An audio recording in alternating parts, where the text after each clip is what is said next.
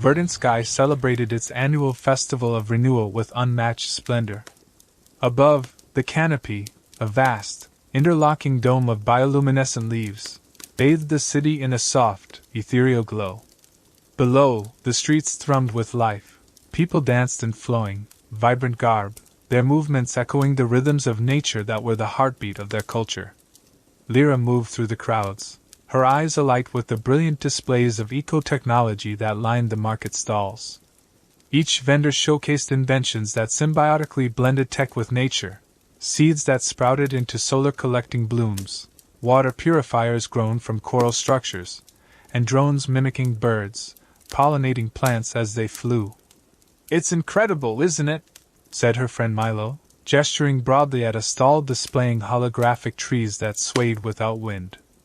"Every year, the festival outdoes itself."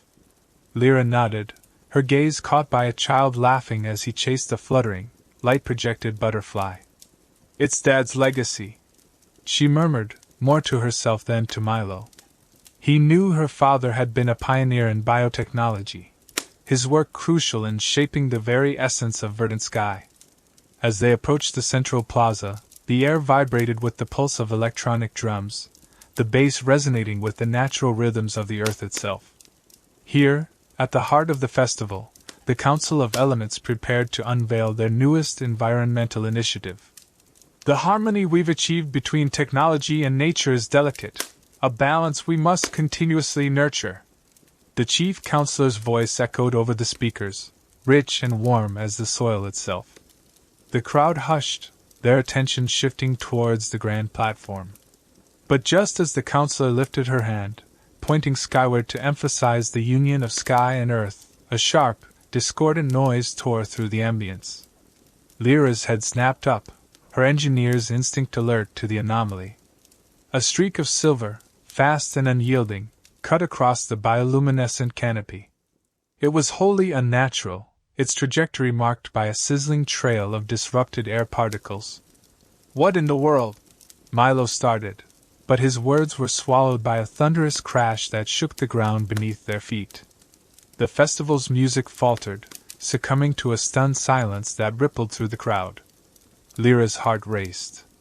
She was already moving, pushing through the dazed festival-goers, her mind racing as fast as her legs. A crash, but from what? An aircraft? No, nothing we have moves like that. The crash site was chaos. A smoldering crater lay where the festival's largest floral sculpture had stood, its colorful petals now scorched and scattered like ashes in a forgotten fireplace. At the center, embedded in the earth, was a spacecraft, sleek, metallic, and unquestionably alien. Council guards were already cordoning off the area, their faces set in grim lines. Lyra approached one, her authority as a top bioengineer granting her access others might not have.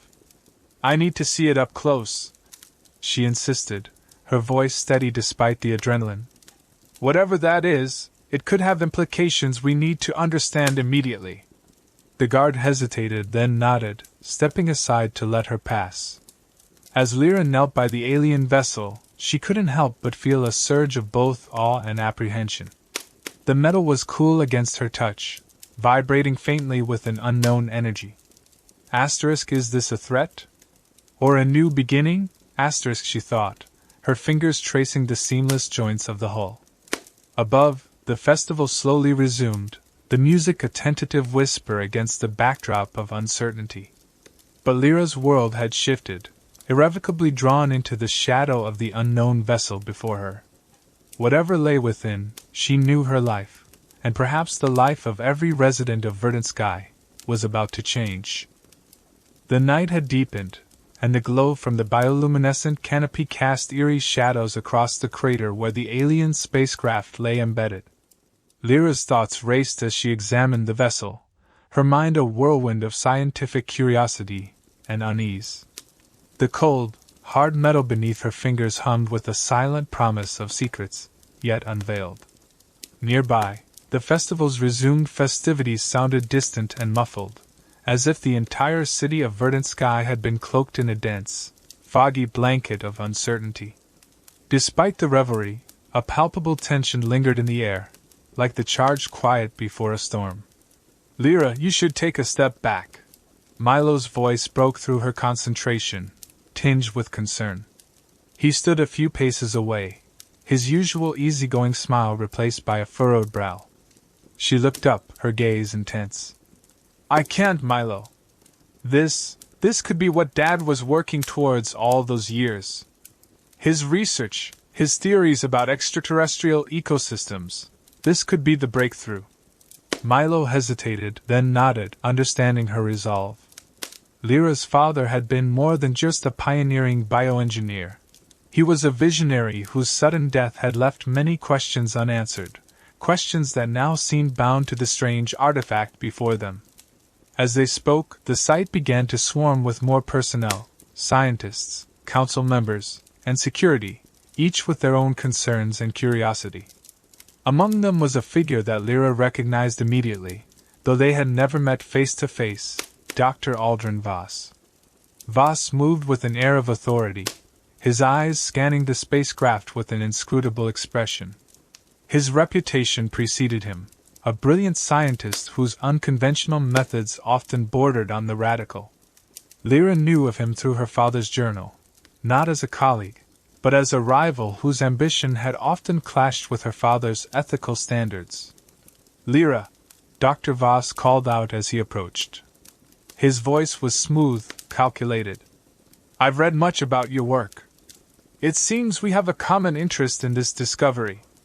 Lyra straightened, her mind momentarily shifting from the spacecraft to the man before her. Dr. Voss, I'm aware of your theories. But right now, we need to focus on understanding what we're dealing with, without jumping to conclusions. Of course, Voss replied, his smile thin. But consider the possibilities, Miss Lyra. What if this technology could advance our understanding by decades? What if your father's theories could be proven right with this? The mention of her father tightened Lyra's chest. She knew the risks of unchecked ambition. She had seen the warnings scribbled in the margins of her father's notes, warnings about people like Voss. We will do this the right way, Dr. Voss. With caution and respect for what we don't understand, she said firmly. Voss's eyes narrowed slightly, but he nodded, stepping back. Very well. For now.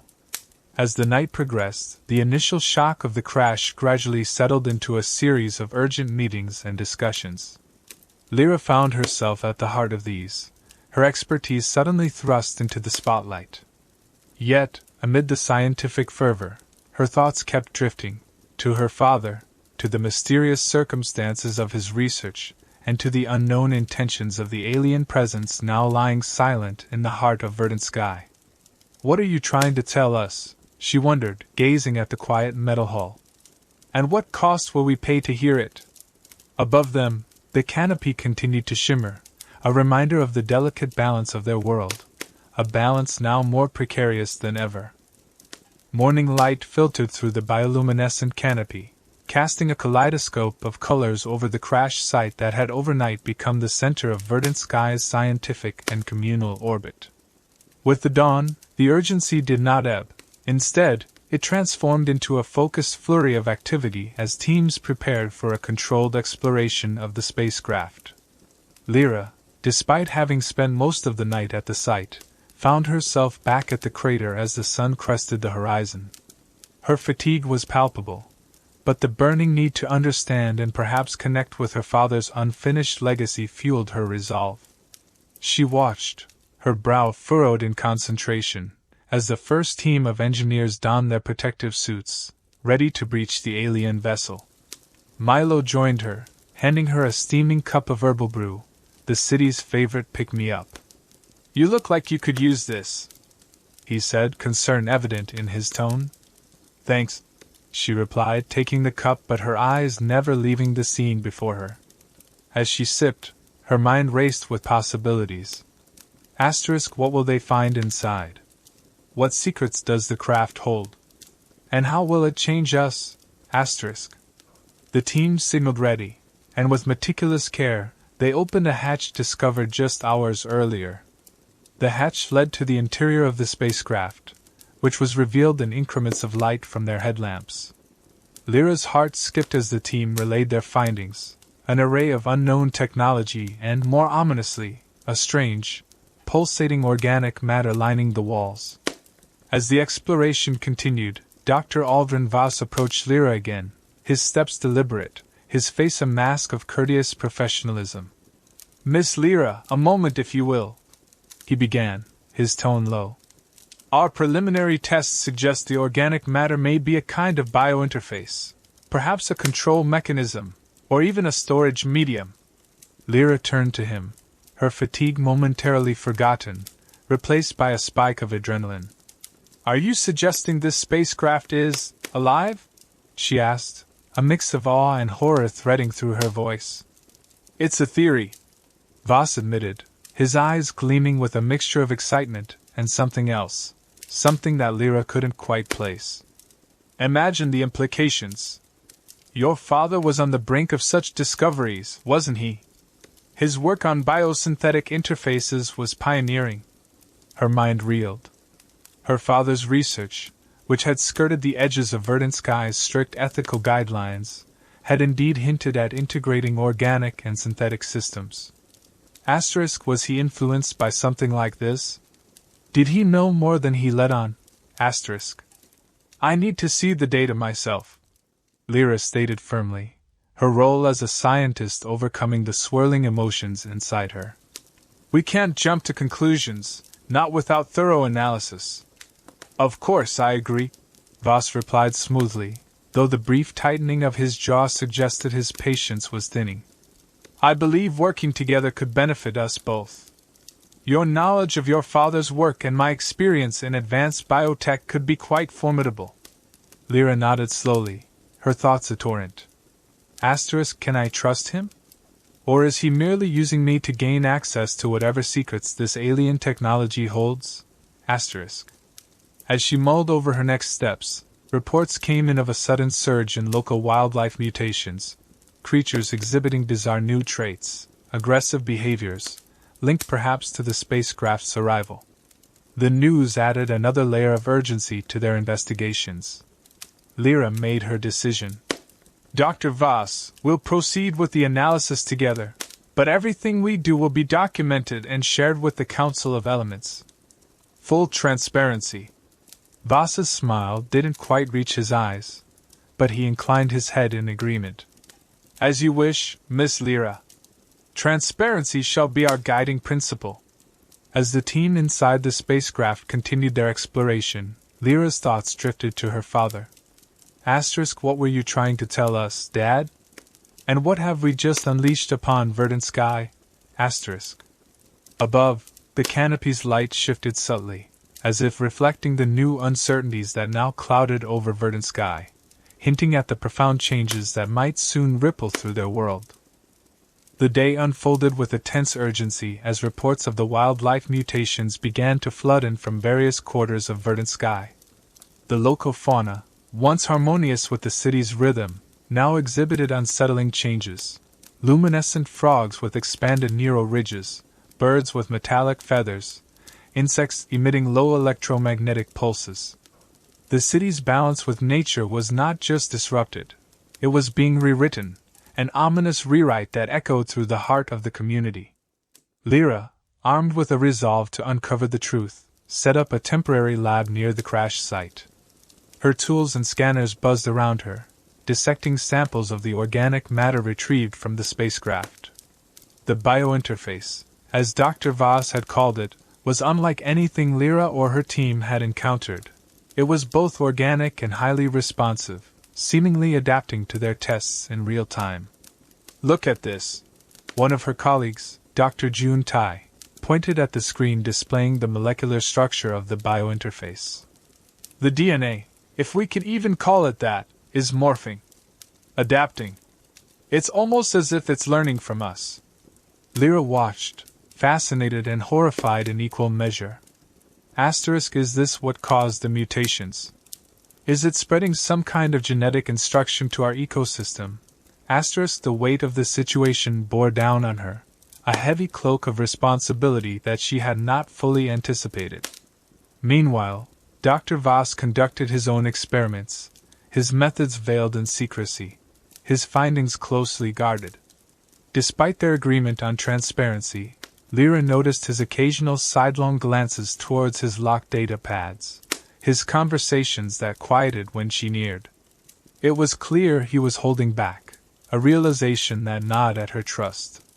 As the days slipped into evening, the Council of Elements convened an emergency meeting, with Lyra invited to present her preliminary findings. The Grand Hall, usually a place of debate and decision, felt more like a crisis center, filled with grim faces and hushed tones. Lyra stood before the council, her data pads arrayed before her.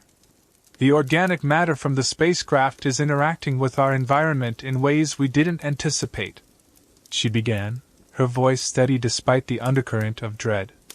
It appears to have properties that allow it to integrate with terrestrial DNA, altering it rapidly. The room was silent, the implications of her words hanging like a dark cloud. This isn't just an environmental crisis, it's a biological one, she continued. And it's spreading. Councillor Merrick, a seasoned politician with a keen interest in environmental safety, leaned forward. What are you suggesting, Ms. Lyra? A quarantine? An extermination? Lyra paused, her mind racing. Quarantine won't contain something that's airborne. An extermination. We could lose invaluable parts of our ecosystem. I suggest a controlled experiment. We isolate the affected areas and study the progression. We need more data before making any drastic decisions. As the council murmured in agreement, Dr. Voss stood, his expression unreadable. With all due respect, time is a luxury we don't have, he interjected. I propose a more direct approach. Let us use the biointerface to develop a counteragent. We have the technology to modify it, to turn it against itself. The proposal hung in the air, fraught with tension. Lyra felt a chill of apprehension, not from the unknown pathogen, but from the man who proposed to wield it like a weapon. Can we control such a power, or will it control us? She wondered, her gaze locked with Voss's.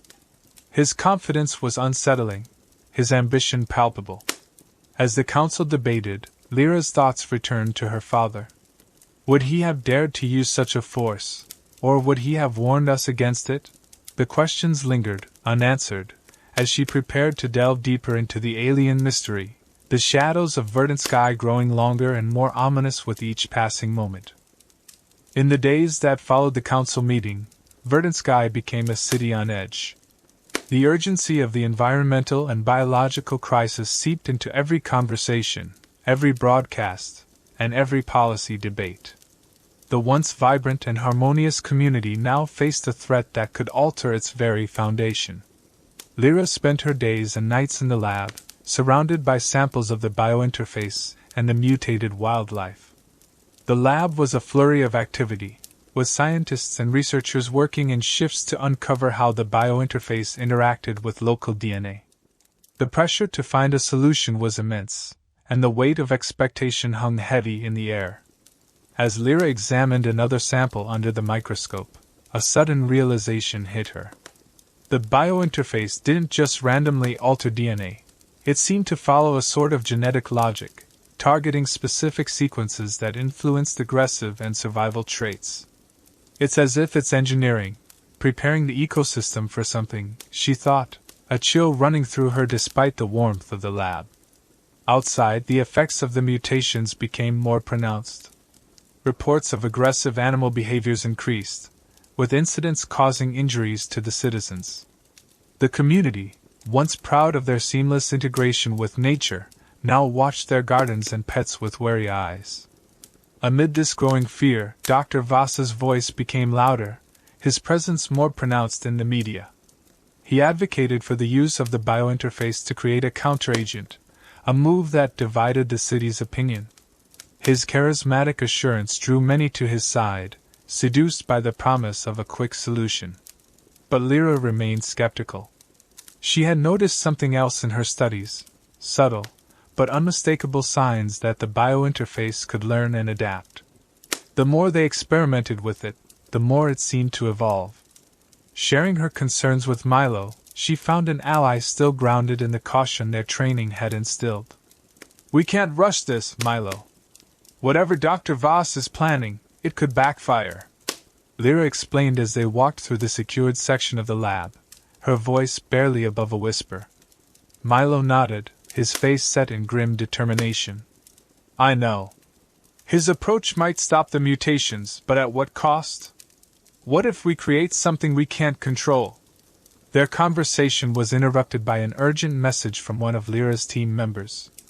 The mutations had reached a critical point.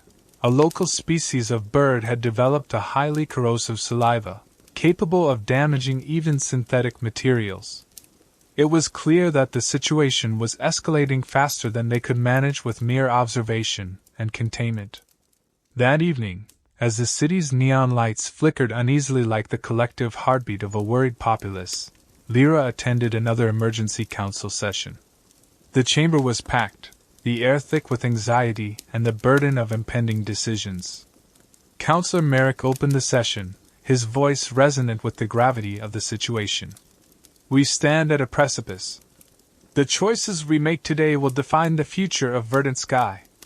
We must decide whether to proceed with Dr. Voss's proposal to use the biointerface, or follow Ms. Lyra's recommendation for further study and controlled experimentation." As the debate raged, Lyra prepared her argument, gathering all her data and observations.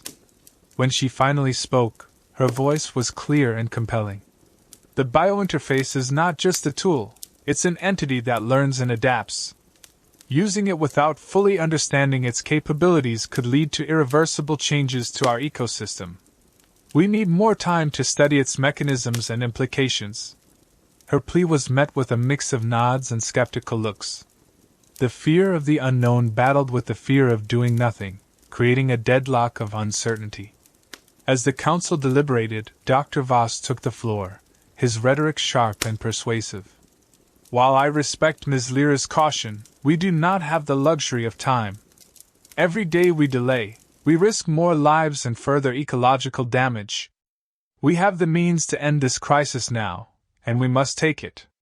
The council faced a difficult decision, the outcome of which would steer the fate of VerdantSky. As they cast their votes, Lyra held her breath, hoping her warnings would not be overshadowed by the desperate desire for a quick resolution. The shadows of the evening deepened, mirroring the growing darkness of uncertainty that now loomed over the city, awaiting the council's verdict. As the last echoes of the council's heated debate faded, the chamber fell into a tense silence. The members of the council cast their votes, each chime a harbinger of VerdantSky's uncertain future. Lyra watched, her heart pounding in her chest as the decision unfolded. A narrow margin, but the verdict was clear. The council had chosen to adopt Dr. Voss's approach. The gravity of the decision settled over the chamber like a thick fog. Lyra felt a mixture of disappointment and apprehension. The council had opted for immediate action, swayed by fear and Voss's charismatic promise of a quick fix. As the crowd dispersed, whispers of both relief and concern buzzed through the air, a reflection of the city's divided heart. Back at the lab, Lyra gathered her team, her expression somber. "The council has decided to proceed with using the biointerface to develop a counteragent," she announced, the weight of each word palpable in the suddenly quiet room. Milo frowned, his worry evident. "So, what's our next move?" he asked, his voice low. "We do our part," Lyra responded firmly. "We ensure the counteragent is safe and effective. But we also prepare for any contingencies. We monitor the effects closely. If anything goes awry, we need to be ready to act." The team nodded, their determination fueling a renewed sense of purpose. They were not just researchers now, they were guardians of their city's future. Meanwhile, Dr. Voss wasted no time. With the council's approval, he secured a facility dedicated to the counteragent's development. The process was shrouded in secrecy, but rumors of rapid progress began to circulate, driven by Voss's own releases to the media. Lyra's access to this facility was limited. Voss had made sure of that. However, Her position and her persistent nature afforded her some oversight. During one of her visits, she observed the biointerface being manipulated, its properties harnessed in ways that push the boundaries of ethical science. "Be very careful, Dr. Voss," Lyra warned during a tense meeting in his office, the walls lined with screens displaying genetic data. "This isn't just about stopping the mutations anymore. You're playing with fundamental forces of life." Voss's eyes met hers, a flash of irritation quickly masked by a placid smile. "I appreciate your concern, Ms. Lyra, but the Council has spoken. We're advancing toward a solution that will save our city." As the days passed, the initial trials of the counteragent seemed promising.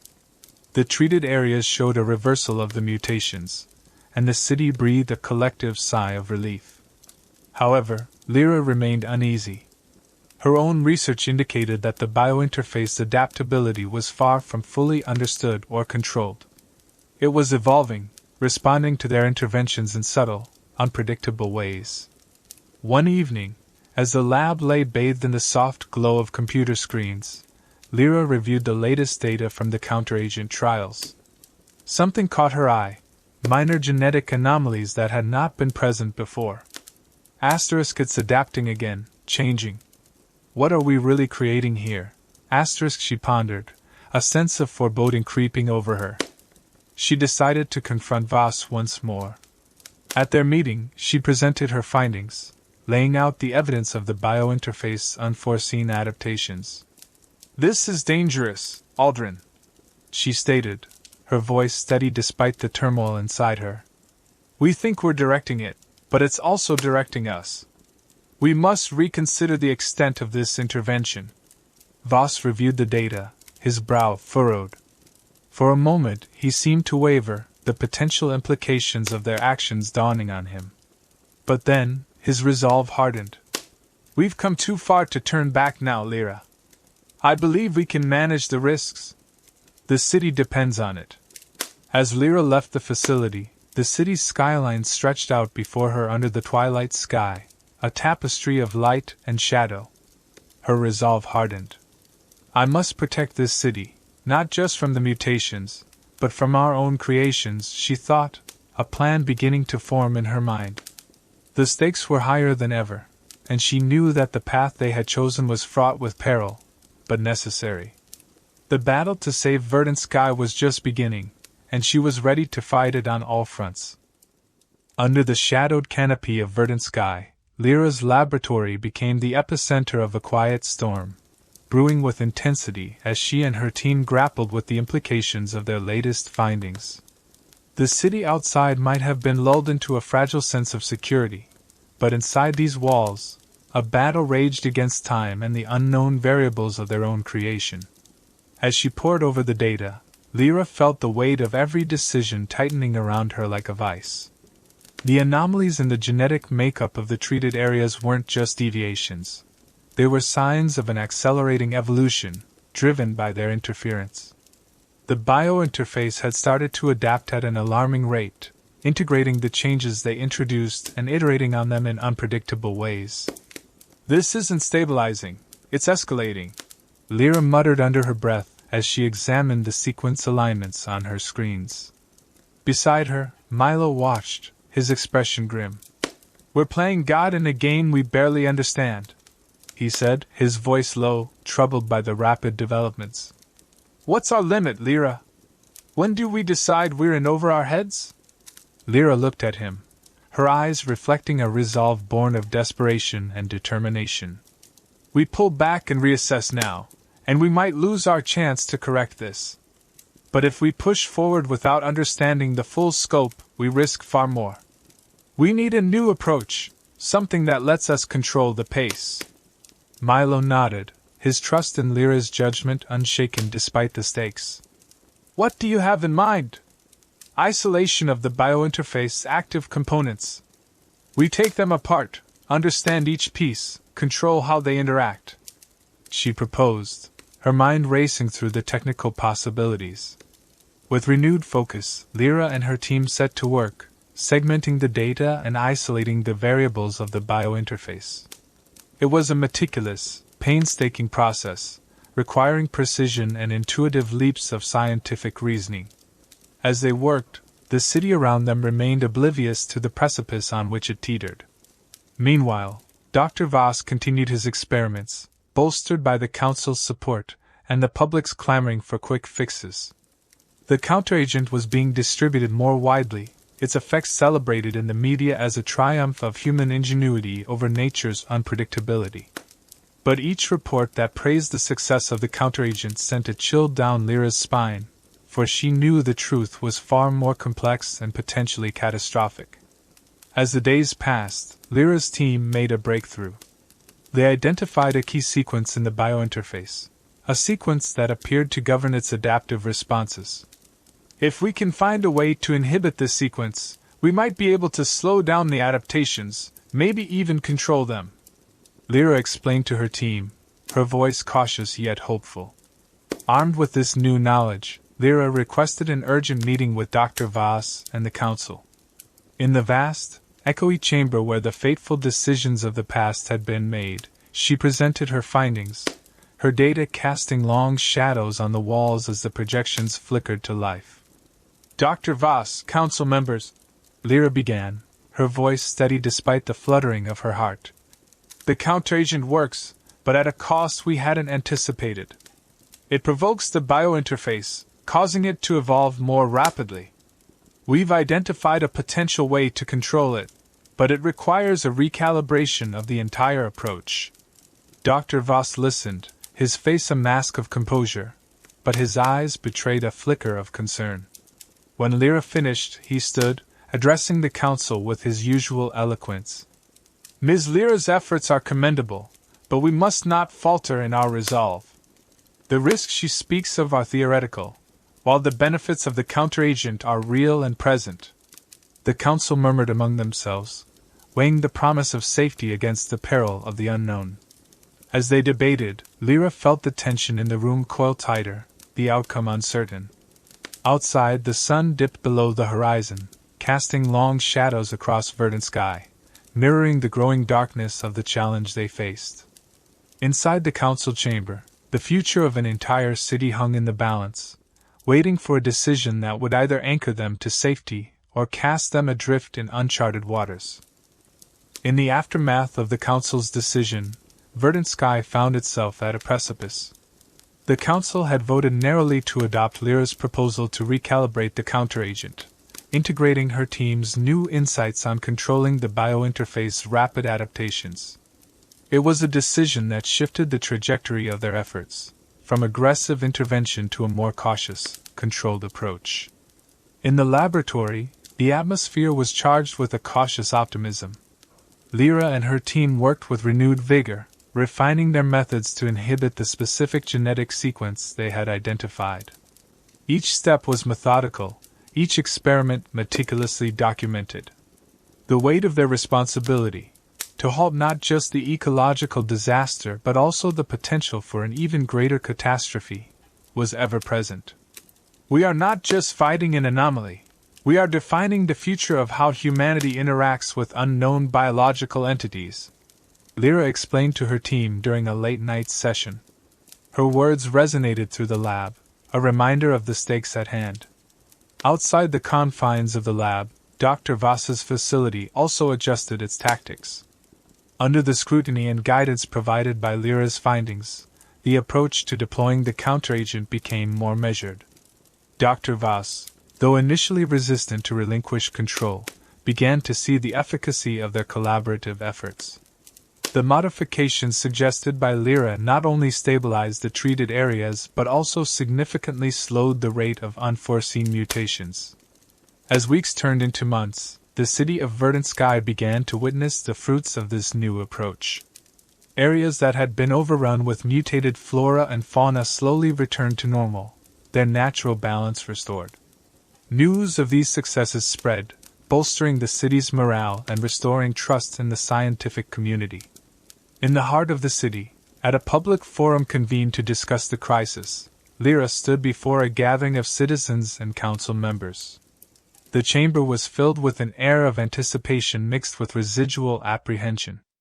Today, we stand on the brink of not just recovery but understanding. Lyra addressed the assembly, her voice clear and resonant. The challenges we faced were unprecedented, but they pushed us to reconsider our approach to science and its application. We've learned that the marriage of technology and nature, when not approached with humility and respect, can lead us to peril. She paused, letting her words sink in before continuing. The biointerface, a marvel of biological complexity, taught us a valuable lesson. By adapting our methods and respecting the inherent unknowns of such technologies, we've not only contained the crisis but have set new standards for how we handle such situations in the future. The audience listened, rapt, as Lyra detailed the steps taken and the results achieved. The sense of pride in her team's accomplishments was palpable, tempered by the wisdom gained through the ordeal. As the forum concluded, the city felt a collective sense of rebirth. The streets of VerdantSky, once haunted by fear, blossomed again with the vibrancy of community and the renewed promise of technological harmony. Back at her lab, Lyra looked out over the city as the sun set, casting a golden glow over VerdantSky. The challenges they had faced were daunting, but the city had emerged stronger, wiser, and more united. She turned to Milo, who had been her steadfast partner through every trial. "We did it, Milo. Not just for now, but for the future." Milo nodded, a smile breaking over his face. "We did, Lyra. And whatever comes next, we'll be ready." Together, they looked out over the city they loved, their hearts full of hope and minds ready to meet whatever challenges the future might bring. In the labs, in the council chambers, and on the streets, VerdantSky had not just survived, it had adapted, learned, and thrived. The golden hues of the sunset lingered over VerdantSky as the city settled into an evening of reflective calm. Inside the laboratory, the relentless pace of the past months had given way to a quieter, more introspective atmosphere. Lyra and her team, once driven by urgent necessity, now found themselves in a moment of collective pause, contemplating the profound journey they had undertaken. Lyra leaned against the window, watching the light play across the city's rooftops. The challenges they had faced seemed almost insurmountable in retrospect, yet they had not only overcome them, but had grown in ways she could scarcely have imagined. "We've learned more than just how to control a crisis," Lyra mused aloud to her team, who were gathered for a well-deserved celebration in the lab. "We've learned about resilience, about the strength that comes from unity, and about the danger of unchecked ambition." Her team nodded, their faces a mix of fatigue and pride. They had been through the crucible together, and each one had emerged changed, tempered by the fires of adversity. As they shared their stories from the front lines of the crisis, a common theme emerged: the importance of humility in science. "We were so focused on what we could do, we rarely stopped to think if we should," remarked Dr. June Tai, one of Lyra's closest colleagues. "This experience has taught us the importance of considering the ethical dimensions of our work, not just the technical ones." The conversation turned to the biointerface, the enigmatic catalyst that had nearly unraveled the fabric of their world. "It was a mirror in a way," Lyra reflected. "It showed us our own hubris, our desire to control and manipulate nature. But it also showed us that we could learn, adapt, and coexist with phenomena beyond our current understanding." The discussions deepened as the night grew darker, with team members debating, sharing insights, and pondering the future. The sense of crisis had bonded them not just as colleagues but as pioneers on the frontier of a new understanding of science and its consequences. Outside, the streets of VerdantSky thrummed with life.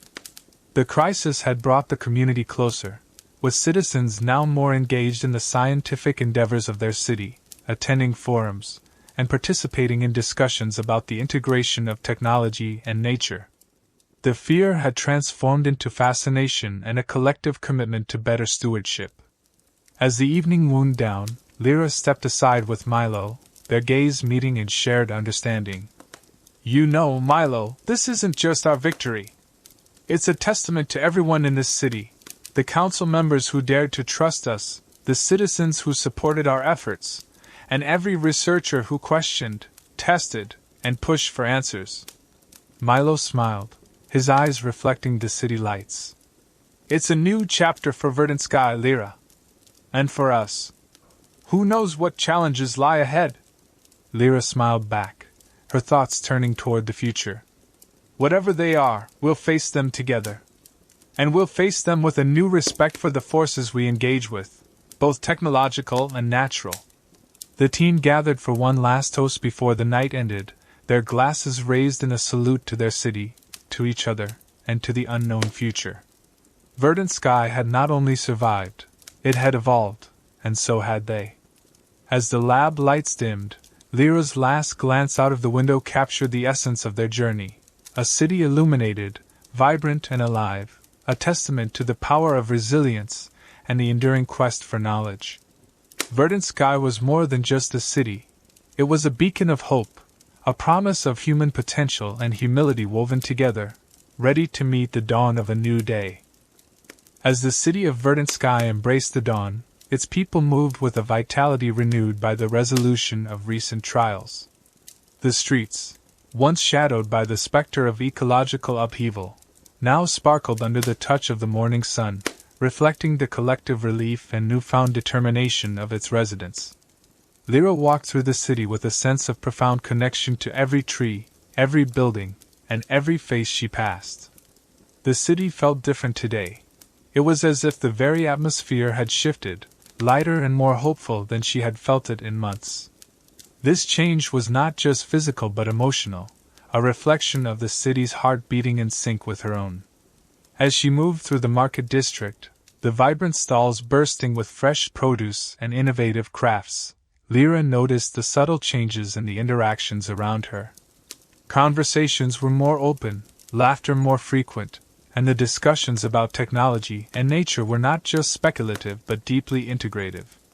"Look at that," Milo remarked, pointing towards a stall where a young inventor demonstrated a new type of biodegradable packaging material that responded to the temperature of its contents. "Innovation inspired by necessity, and now it's just flourishing." "Yes," Lyra agreed, her voice tinged with wonder and a hint of pride. "It's like the crisis pulled back a curtain, revealing what we're capable of when pushed to our limits. Now we're moving forward with eyes wide open, more aware of our interdependence with the environment around us." The adjustments to the city's tone and atmosphere were palpable in every sector. Educational initiatives had taken on a new life, with schools integrating more hands-on environmental science projects that drew directly from the recent crisis. These programs were not just academic, they were personal, instilling a sense of stewardship and curiosity in the younger generation. In the governmental spheres, the council sessions, which once echoed with heated debates and polarized views, now resonated with a collaborative spirit. Policy-making had become more preemptive rather than reactive, with a significant shift towards sustainability and ethical science. Lyra, often invited to speak at these sessions, found her insights met with respect and a keenness to integrate scientific understanding with legislative action. Even the media had shifted its narrative. Where sensationalism once spurred fear, now thoughtful reporting fostered community engagement and education. Journalists worked closely with scientists to ensure accurate and helpful information dissemination, bridging the gap between complex scientific concepts and public understanding. This new chapter, Lyra reflected as she prepared for a talk at the university. It's about more than recovery. It's about transformation, ethical, ecological, and societal. Her talk that evening was not just an overview of the biointerface crisis, but a call to action. "We've seen what happens when ambition outpaces wisdom," she told the audience, her words echoing in the packed auditorium. "Let's ensure our future endeavors are guided by the lessons we've learned. Let's innovate responsibly, respecting the delicate balance of the world that sustains us." As night descended on VerdantSky, the city didn't just settle into darkness. It glowed with the light of countless innovations and the warmth of a community united. The tone of the city had indeed changed. It was no longer about surviving, but thriving. Lyra, standing on a balcony overlooking the cityscape, felt a surge of gratitude. VerdantSky was a testament to the resilience of its people and the enduring power of hope. "We did more than adapt, we transformed," Lyra mused, her eyes reflecting the city lights. "And that will be our legacy." In this new atmosphere, every breath seemed to promise endless possibilities, and every sunset was not an end but an invitation to a brighter beginning. VerdantSky was ready for tomorrow, armed with the wisdom of yesterday and the unyielding spirit of today.